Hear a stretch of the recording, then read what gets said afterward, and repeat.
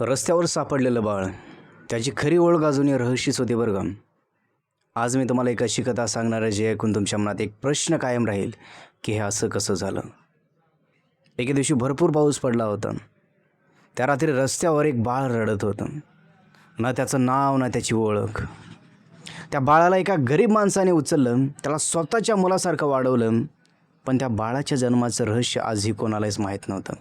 तो कोणाचा मुलगा होता, त्याला रस्त्यावर का टाकण्यात आलं, आणि सर्वात मोठा प्रश्न, ते बाळ मोठं झाल्यावर त्याला जे कळणार आहे ते त्याचं भविष्य पूर्णपणे बदलून टाकणार आहे.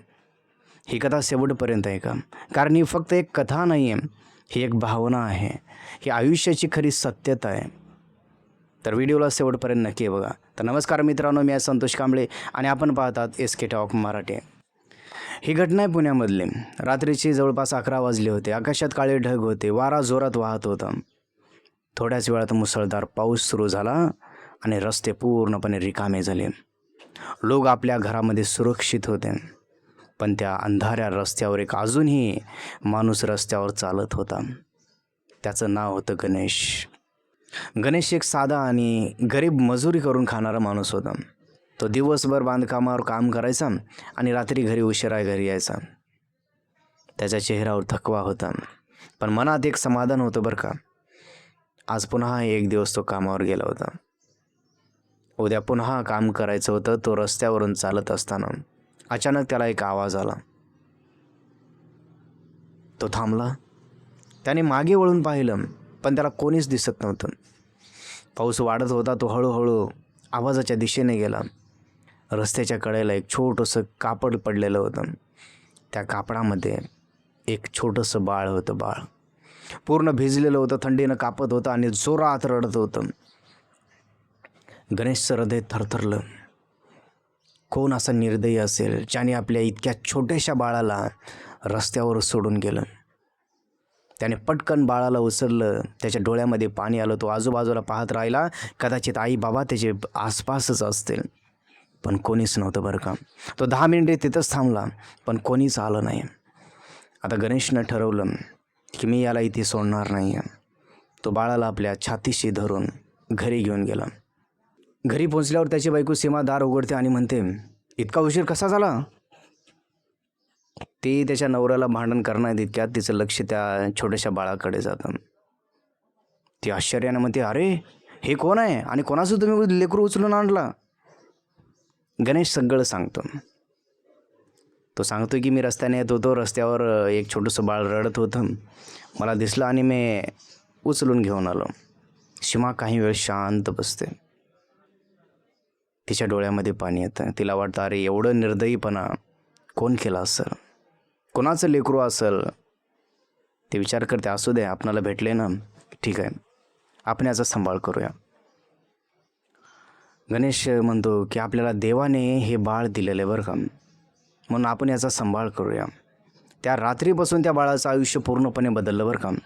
त्याला एक घर नवीन मिळालं. त्याला एक नवीन आई मिळाली आणि एक नवीन बाप मिळाला. दुसऱ्या दिवशी सीमा म्हणाली, आपण याचं नाव ठेवूया. गणेश हसला आणि म्हणतो की या बाळाचं नाव रोहित ठेवलं तर कसं होईल. सीमा म्हणाली, खूप छान. रोहित हळूहळू आता मोठा झाला का. त्याच्या चेहऱ्यावर एक निरागस हास्य होतं. गणेश आणि सीमा त्याच्यावर खूप प्रेम करायचे.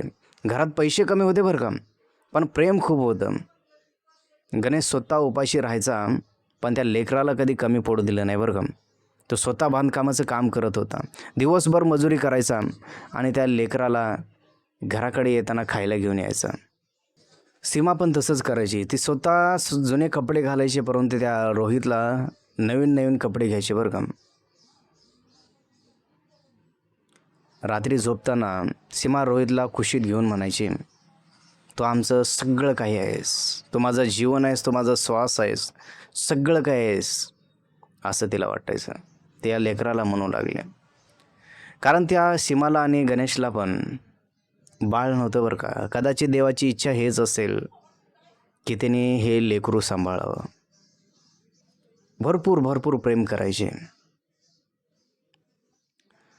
काही वेळ गेला. रोहित शाळेत जाऊ लागला. तो खूप हुशार होता बरं का.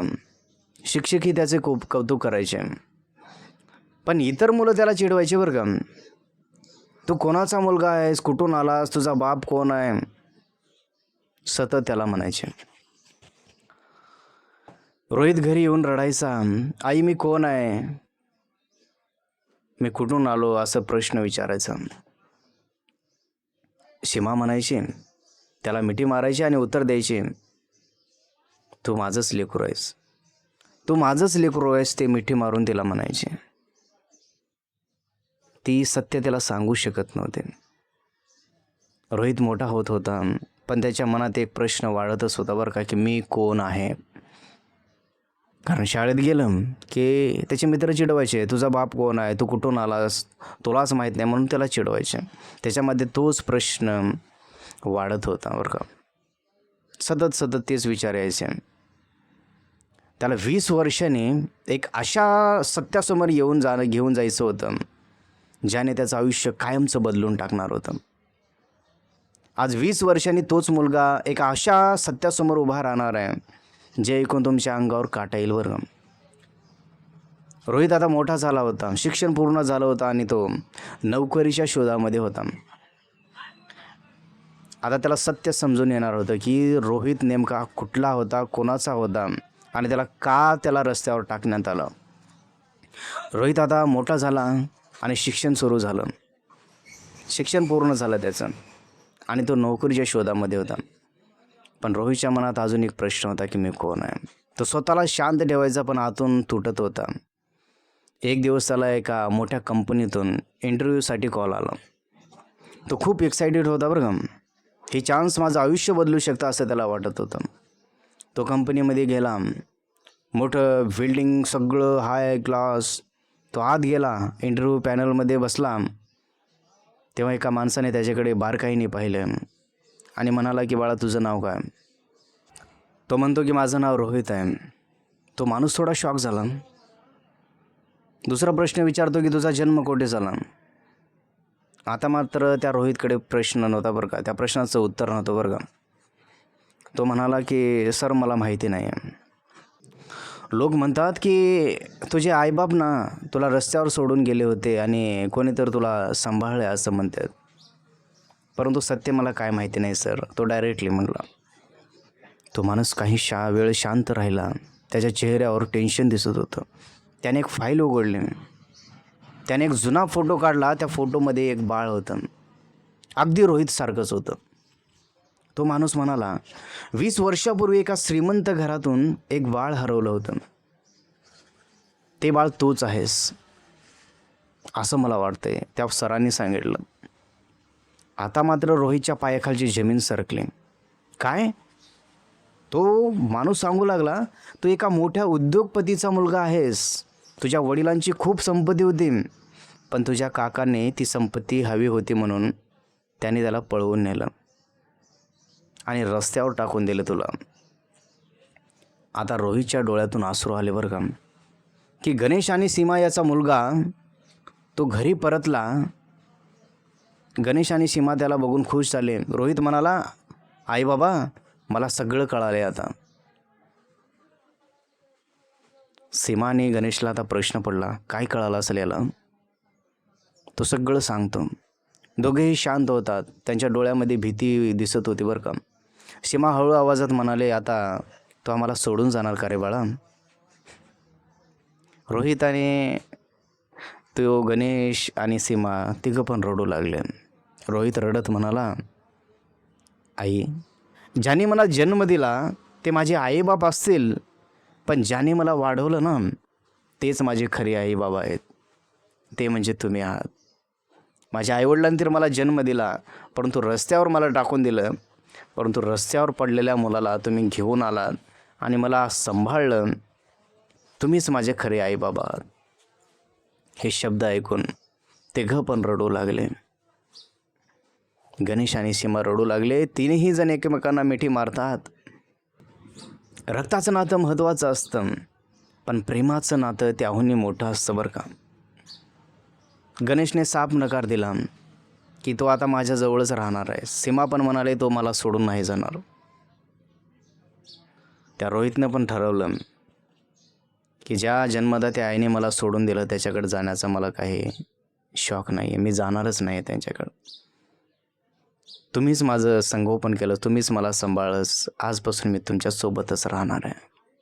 असं म्हणून तो रोहित आता सीमा आणि गणेशसोबतच राहू लागला. सुखानं संसार करू लागले. चांगली त्या रोहितला जॉब लागला. सगळं काही व्यवस्थित झालं. पण आजही त्याच्या मनामध्ये तोच प्रश्न होता की मी खरंच रस्त्यावर टाकलेलं होतो का. म्हणून सांगतो मित्रांनो, रक्ताचं नातं महत्त्वाचं असतं, पण प्रेमाचं नातं त्याहूनही मोठं असतं बरं का. जर एखाद्याला जीवापाड आपण प्रेम केलं